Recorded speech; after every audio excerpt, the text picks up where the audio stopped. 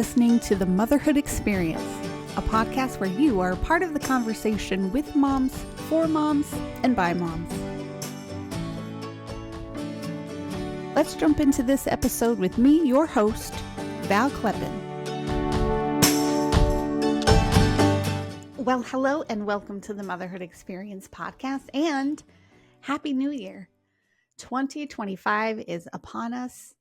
It's hard to believe we're alive to see this day. Maybe it's not for some of you younger mom listeners, but for us older folks, which I have come to accept I am a part of the older folks group now. It's hard to believe 2025 is an actual year that we are actually in and living through and experiencing. I wanted to talk a little bit about the new year, things people do for the new year, what you might do for the new year, what I do. It has changed over time. I used to be one who would make New Year's resolutions. When I was younger, I probably would make like 8 or 10, just a ridiculous number of resolutions, and never kept them through probably past the first quarter. There may have been a couple I kept like half of the year, but I always set very lofty resolutions for myself. And then as I got older, I started to set fewer, like maybe 5, or even after that, it was maybe 3 resolutions. Still couldn't keep them. And then I thought, well, why am I doing this? I'm very much a rule follower, and a resolution in my mind is like a new rule. So you're setting a new rule for yourself for the year. And then once that rule is broken, and I'm explaining my thought process, okay? So please don't take this on yourself. My thought process is, once that rule is broken, you have failed, Valerie. And now that you have failed, all hope is lost. What is the point of following through on this resolution now that you've already broken? So that's how it would work for me. And every year I'd be like, this is going to be the year where it's different. This is going to be the year where I stick to my resolutions. This is going to be the year where I accomplish what I set out to do. It didn't happen.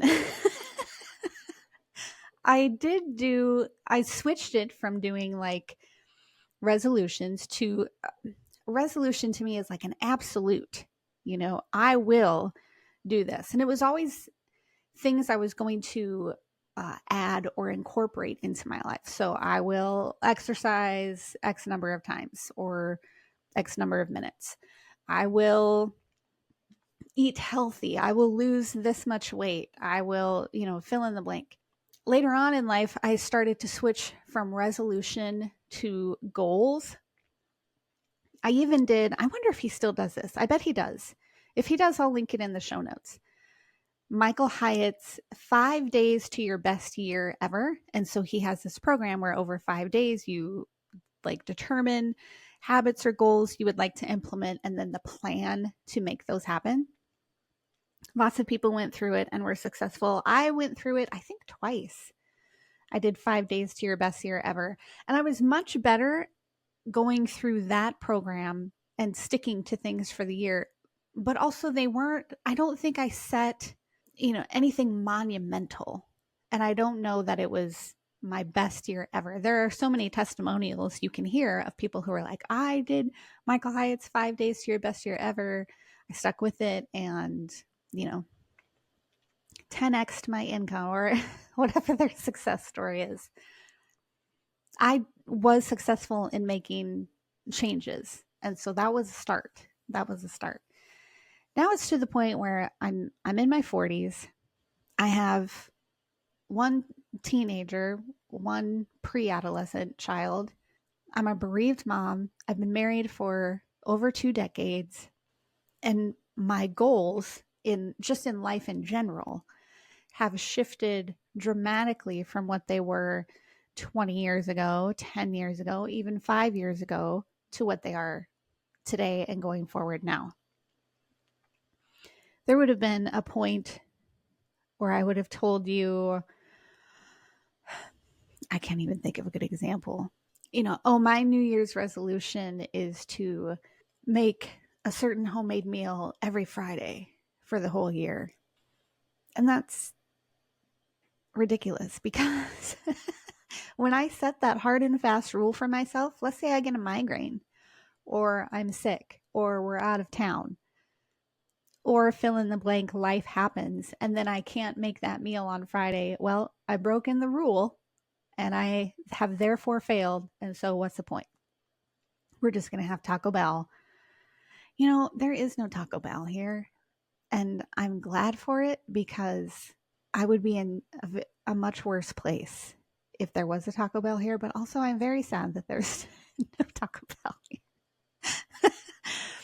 If you've been around here long enough, you've probably heard me say when my sister and I talk about a home cooked meal from our childhood, we're talking about Taco Bell.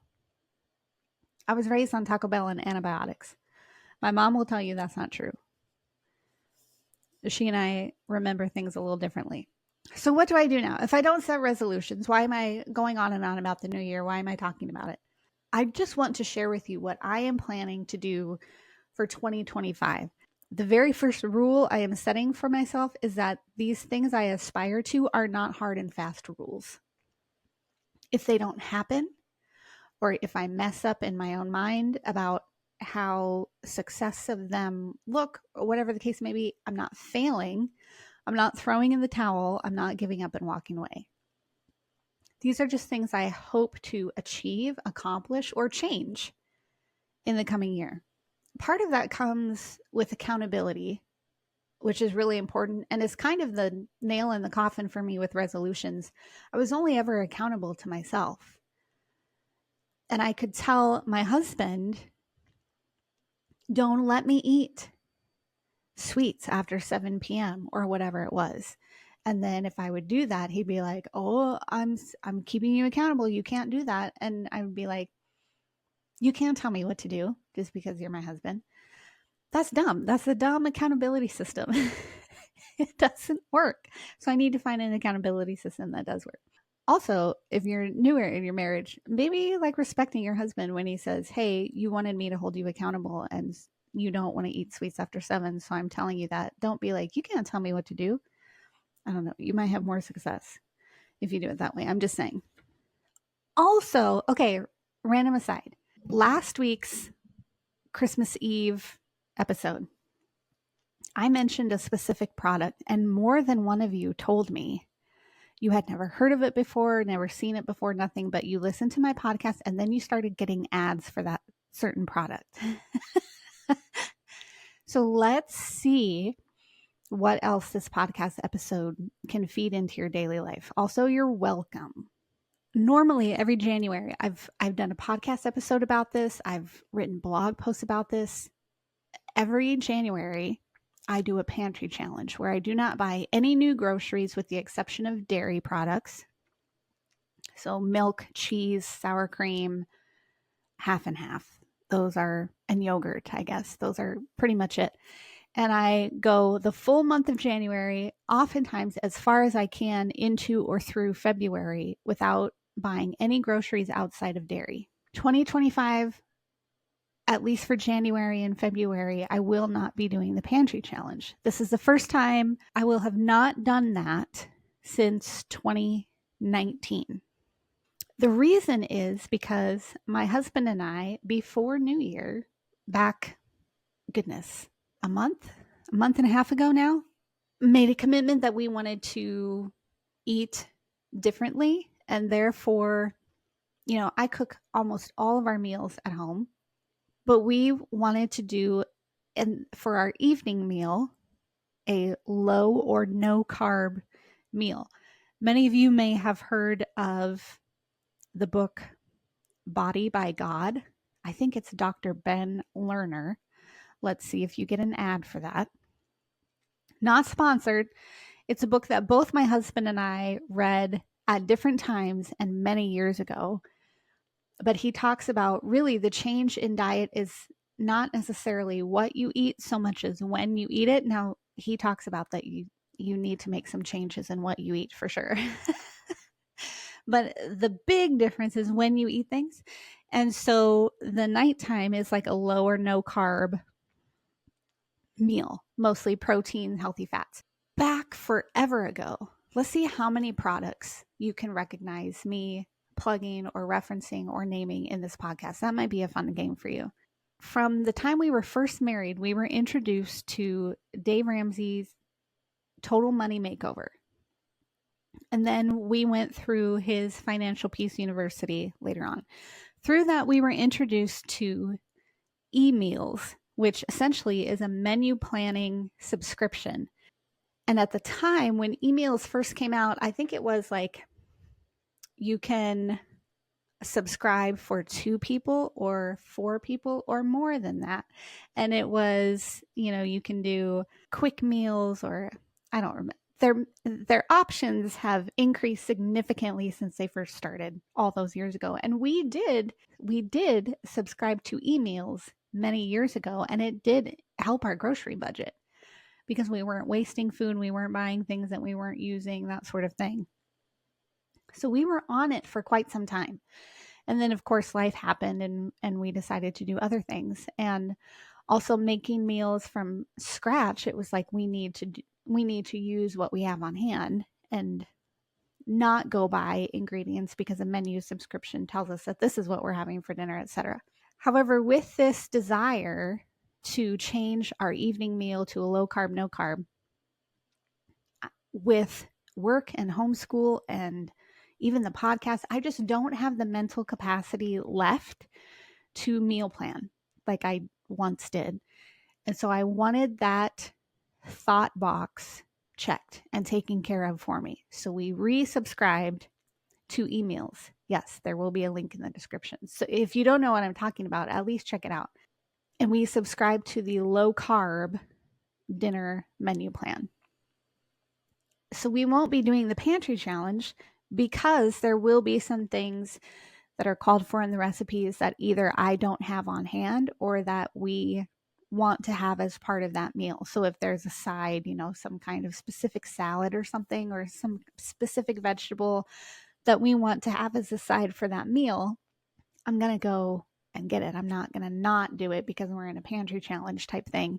And the goal really is to improve my overall health, especially sleeping at night, that sort of thing.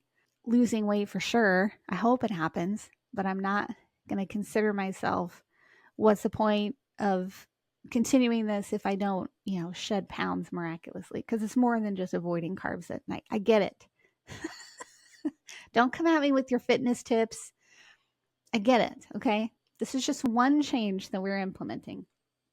But because of that one change, I'm not going to be doing the pantry challenge in January and February.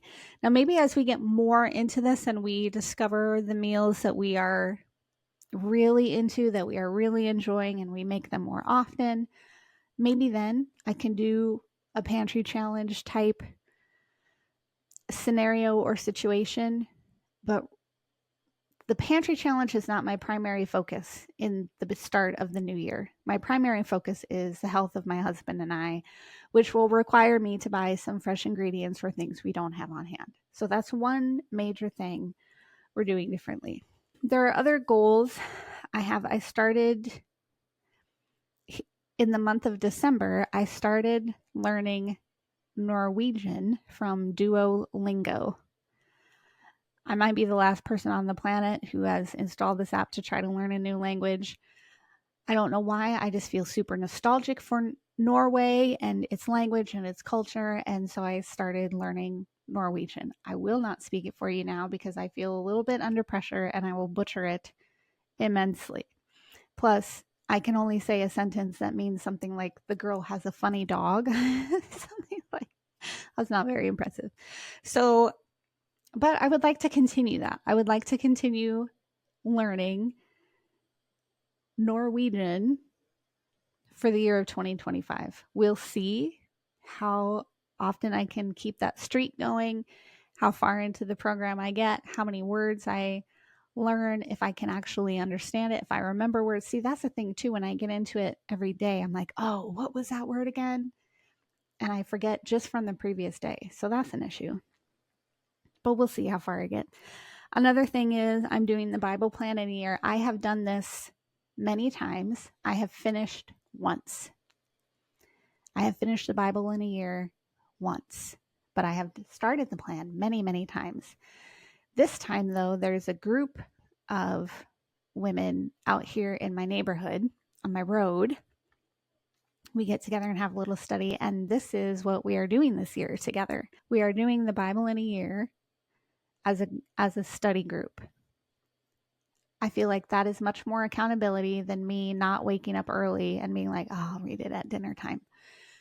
Because now we're going to get together and talk about it as a group. And so I want to honor that accountability with them. I want to model that behavior that they will also be modeling in sticking with it. And so I think this is a better way for me to finish the Bible in a year again. When I did it the first time, I think it took me actually 14 months. I didn't even do it in the 12 months, but I did finish it. But it took me 14 months instead of 12. So that's another thing that I want to implement for 2025. I always want to spend daily time reading my Bible, and this is a great way to guarantee that that happens. For Christmas this year, we ended up with a rowing machine in our living room. The aesthetics of having exercise equipment in my living room does not thrill me. I'm very much an aesthetics, especially the older I get. I want more aesthetically pleasing environments, much to the chagrin of my children. Do your children do this where they're using something or involved in something and then they just drop it where they are and leave onto something else? What? I don't get that. And then it's almost like they develop this blindness to where they can't see everything that they've just dropped in its spot, and they just go and continue to get new things. And we're surrounded. And it's how you've been alive long enough where it should not surprise you that your mother is not going to appreciate the state of this environment now. Voices are going to be raised in telling you to pick up after yourself. Why is it not just like, oh, I'm done with this now, I'll put it away? Is that a caught not taught thing? Is that a taught thing? I'm trying to remember honestly when I started to care about the aesthetics of my surroundings. I don't remember, but I've always been particular about them, I think.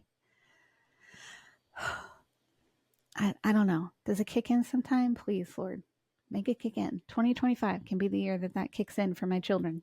Where was I going with that? Bible reading? Oh, the row machine. Okay. So anyway, this rowing machine ended up in our living room. Everyone has tried it. The kids have used it more than the adults so far. That is one thing I would like to implement as part of a daily routine. If not, then at least like a 3-time weekly. If it's not daily, that's okay. I would like for it to at least be 3-time weekly. I'm repeating that again for my own benefit so that my heart understands what my intentions are and so that I'm not setting myself up for any kind of failure.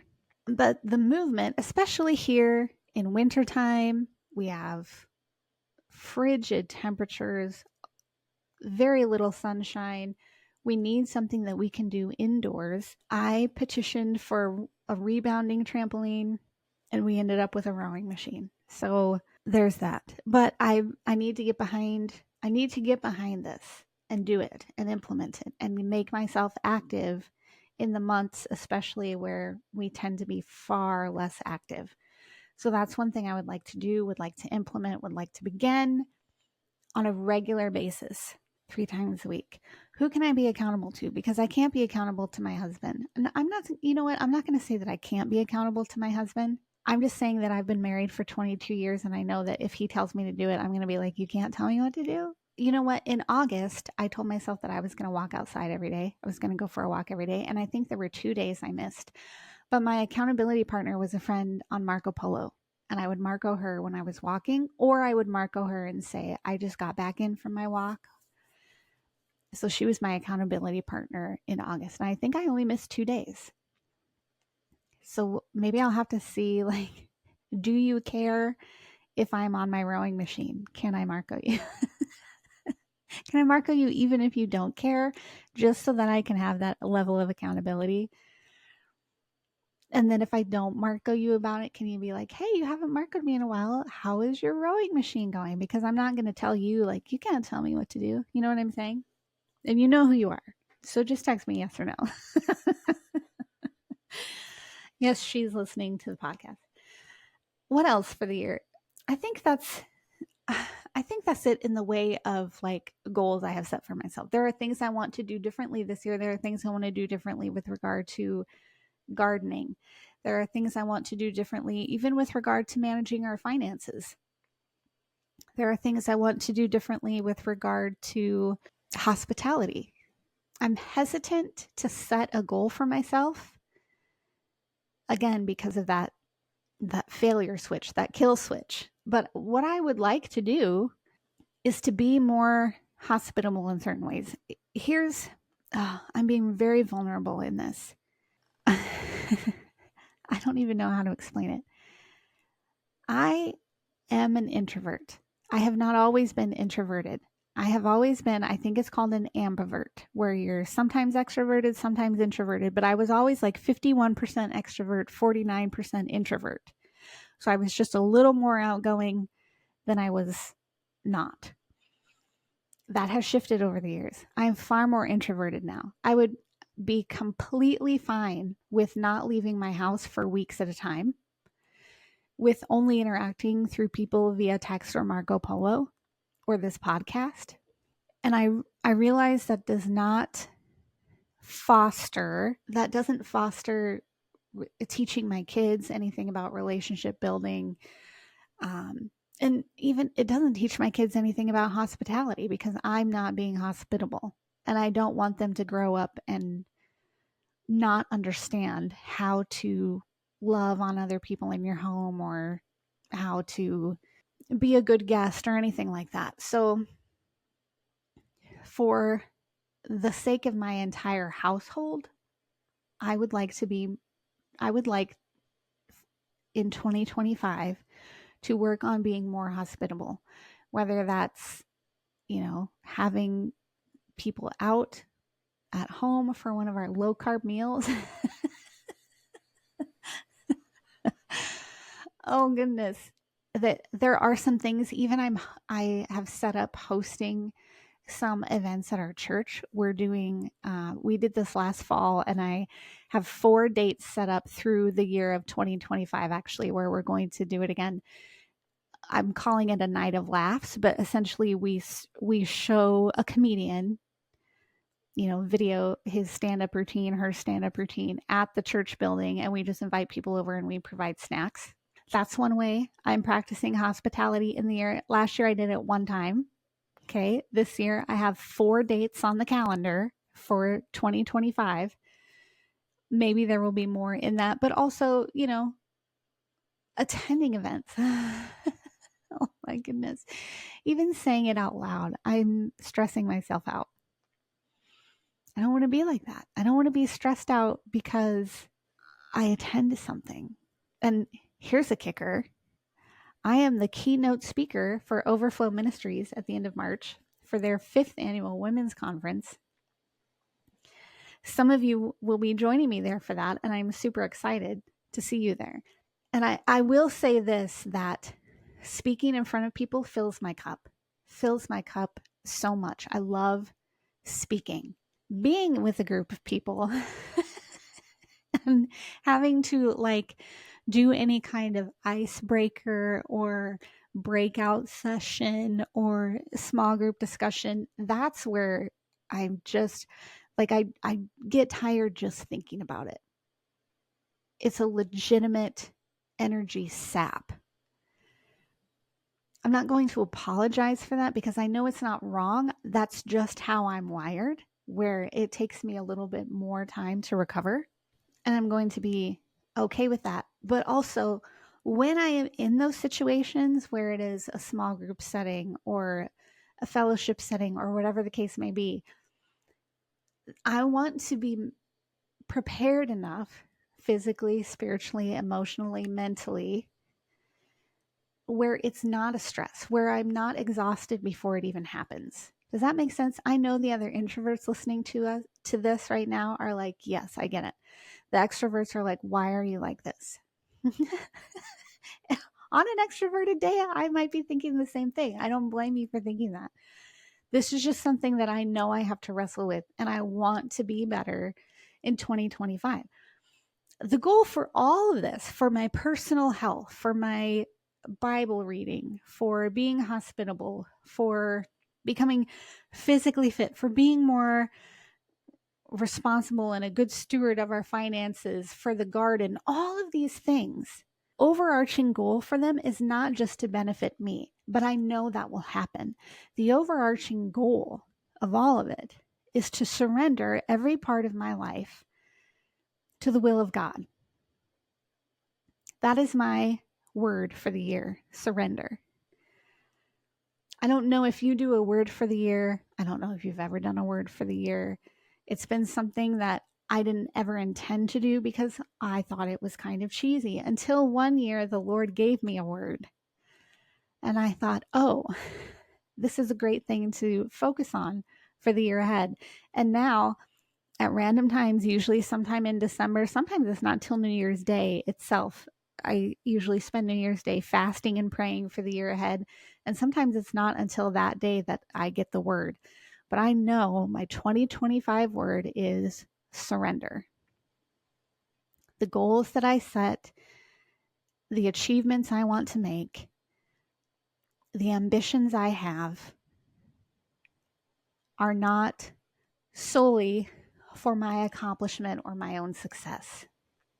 It is to surrender every area of my life to the will of God. And if you don't understand that, don't understand why someone would do that, don't understand how that's possible, reach out to me. Ask me those questions, and I welcome that conversation with you. I want you to understand it. I want you to understand why I'm doing it. I don't want you to get into your 40s and be, if you're in your 20s now or whatever the case may be, and be like, oh, that's what she was talking about.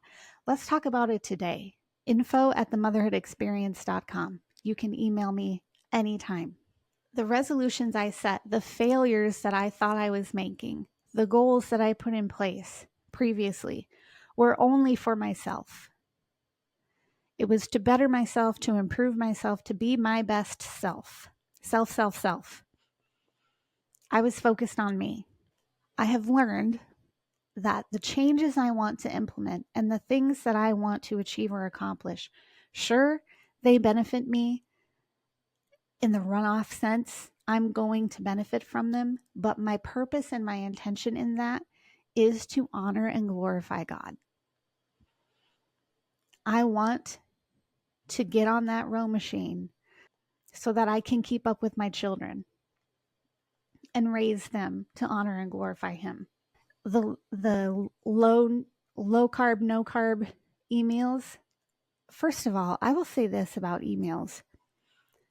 I have menu planned for years, and I tend to repeat the same meals over and over again, and I don't understand or appreciate the variety of meals, of food that you can create. Emails has been such a blessing and a bright spot in that, where we're eating things that we normally eat anyway. We maybe just haven't combined them. We had something the other night where it was a chicken breast with honey mustard spread over it, and then bacon crumbled on top of that, and cheese melted over the top of that. Why have I never made that before? It's amazing and delicious. And it's someone else doing the thinking for me. So I don't have to think of that.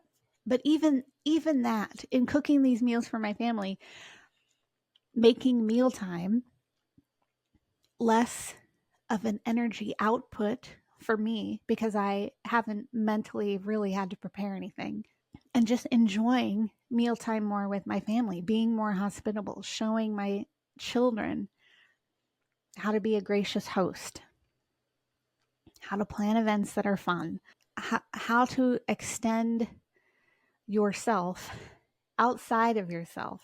I have a friend, she's been on the podcast before. I'm just going to call her out here, Erica.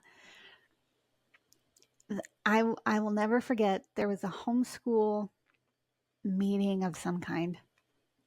There were a whole bunch of homeschool moms in the room, and there was lots of discussion about things, lots of plans about the year ahead, da da da. And then it came time to leave, and I darted out of that room and like just got my kid. And she came and found me, and she said, I had to come find you and tell my introverted friend goodbye before you dashed out. She knew.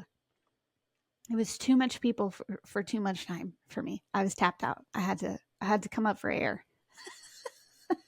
So even being hospitable and understanding your relationships like that. Who are your introverted friends? Who can you love in that special way where you just acknowledge, I see you and I love you and I want you to know that before you leave? That's it. Whatever it may be, whether it's food, a physical change I'm implementing, a routine change I'm doing, whatever the case, everything I do this year and every year, I want to do because it's honoring God, it's glorifying Him, and it's making way for His will.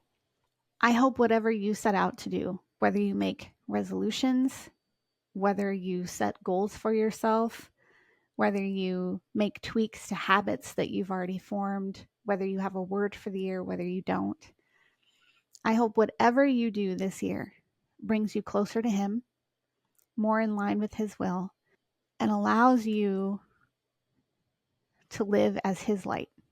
Therefore, let your light so shine before men that they may see your good deeds and praise your Father in heaven. Matthew 5:16.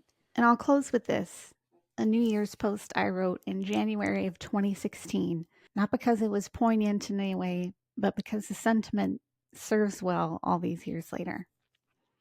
It says this is the year. Of course, there's no guarantee on time. I can't say anything or claim anything with absolute certainty. I might meet my end before I can even hit the publish button on this post. I won't let that limit my dreaming, though. It's important to look forward, to have vision, to plan.